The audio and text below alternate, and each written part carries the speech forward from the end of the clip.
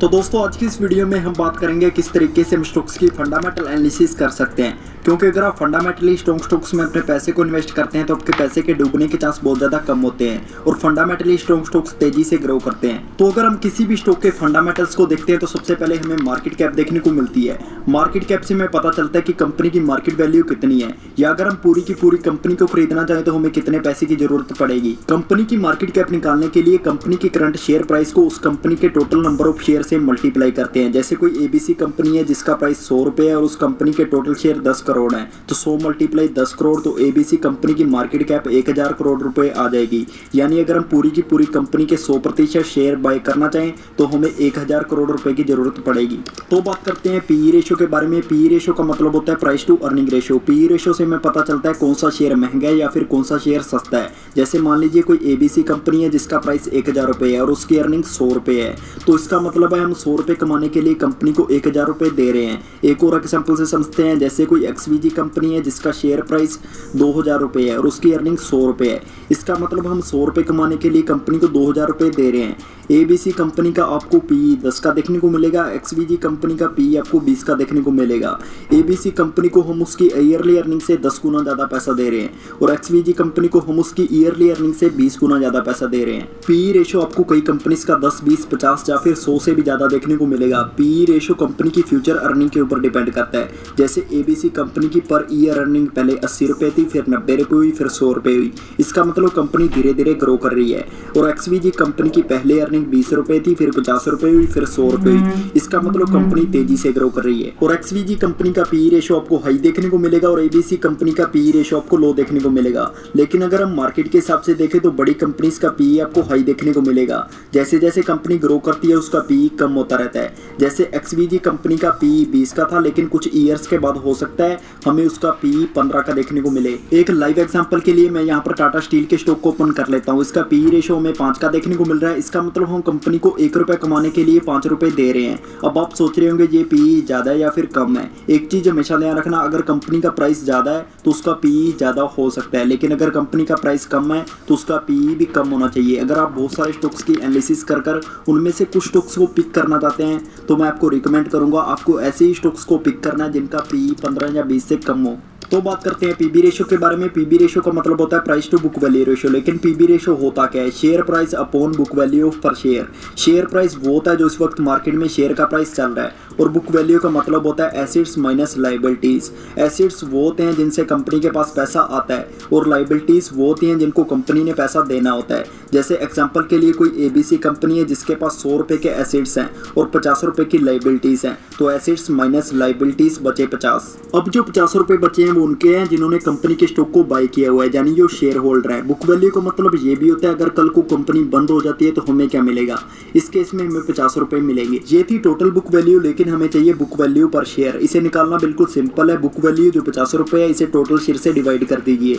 जैसे इस केस में हमारे पास टोटल शेयर 10 हैं और बुक वैल्यू 50 है, तो आपको 50 को 10 से डिवाइड कर देना है, तो हमारी बुक वैल्यू पर शेयर आ गई 5। लेकिन अब हम प्राइस टू बुक वैल्यू कैसे निकालें, यानी पीबी कैसे निकालें। अगर मार्केट में शेयर का प्राइस 20 रुपये था तो हम इस फार्मूले को यूज कर सकते हैं। शेयर प्राइस 20 रुपये divide book value per share जो थी हमारी 5 रुपये। अगर हम इसे डिवाइड करेंगे तो हमारा पीबी आ जाएगा 4 का। अगर आप बहुत सारे स्टॉक्स की एनालिसिस कर उनमें से कुछ स्टॉक्स को पिक करना चाहते हैं तो आपको ऐसे ही स्टॉक्स को पिक करना है जिनका पीबी रेशो 2 से कम हो।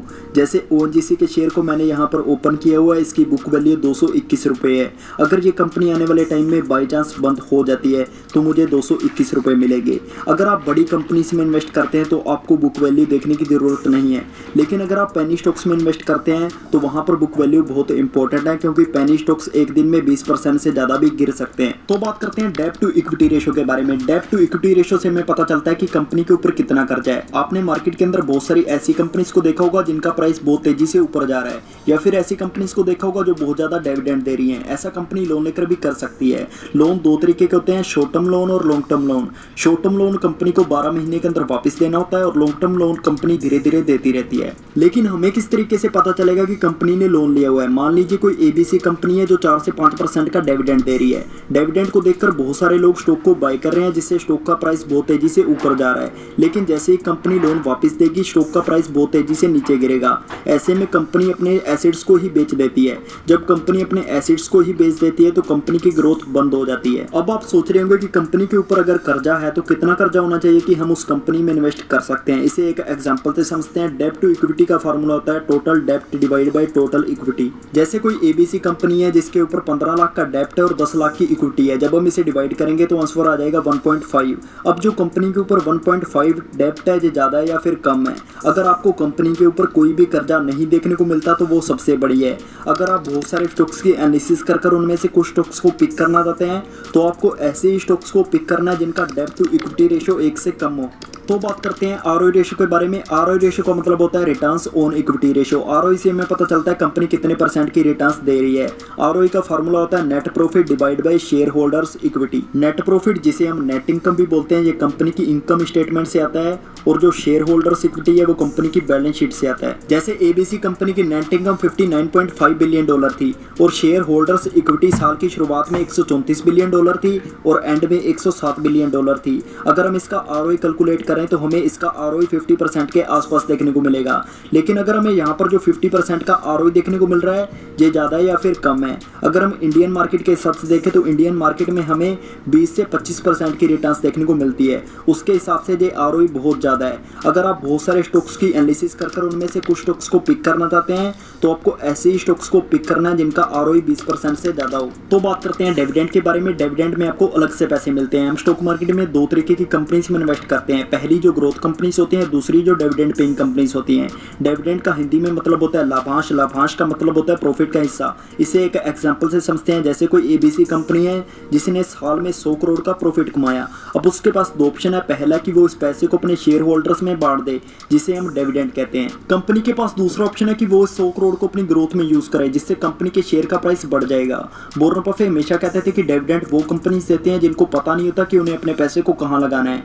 अब बात करते हैं डिविडेंड हमें कितने % तक मिल सकता है और साल में कितनी बार मिल सकता है। डिविडेंड हमें साल में 12 से 15 बार भी मिल सकता है। लेकिन डिविडेंड हमेशा बड़ी कंपनीज देती हैं क्योंकि छोटी कंपनीज को अपनी ग्रोथ के लिए पैसा चाहिए होता है। तो बात करते हैं फेस वैल्यू रेशियो के बारे में। फेस वैल्यू रेशियो कंपनी अपनी मर्जी से सिलेक्ट करती है। ज़्यादातर कंपनीज का फेस वैल्यू रेशियो आपको 10 देखने को मिलेगा, क्योंकि अगर कंपनी अपने फेस वैल्यू रेशियो को 10 रखती है तो उसके लिए बहुत सारी कैलकुलेशंस ईजी हो जाती हैं। जैसे एग्जांपल के लिए हम येस बैंक के शेयर को ले लेते हैं। इसका प्राइस 15 रुपये है और इसका फेस वैल्यू रेशियो 2 है। एक चीज़ हमेशा ध्यान रखना, डिविडेंड आपको फेस वैल्यू रेशियो के हिसाब से मिलता है। तो आई होप आपको इस वीडियो से काफ़ी कुछ सीखने को मिला होगा। फिर मिलेंगे ऐसी एक नई इंटरेस्टिंग वीडियो के साथ।